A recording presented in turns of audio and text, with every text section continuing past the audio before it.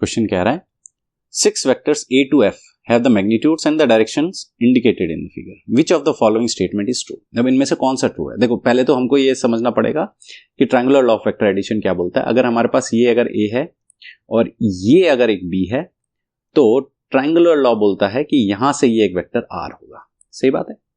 यहाँ A एक vector है, B दूसरा वेक्टर है और R तीसरा. क्या इंपॉर्टेंट चीज यहां पे जाननी है कि जो A की टेल है और A का जो हेड है ये बहुत इंपॉर्टेंट है.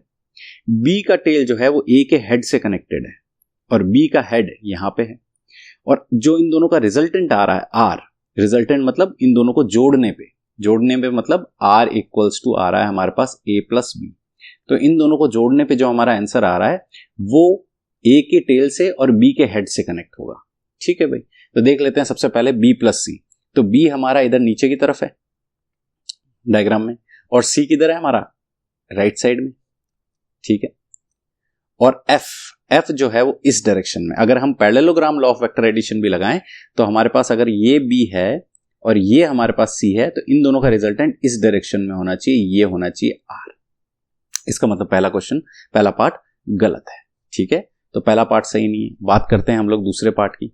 D plus C. तो सबसे पहले D को ऊपर लेके जाते हैं. ये D है हमारा डायग्राम के अकॉर्डिंग और C किधर है? इधर है. और F किधर है? इधर है.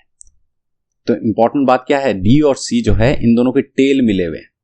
अगर D को या तो नीचे कर दो, ठीक है ना, तब जाके एक बार हम सोच सकते हैं. तो यहां पे भी ये मैच नहीं कर रहा है. बात करते हैं हम C की.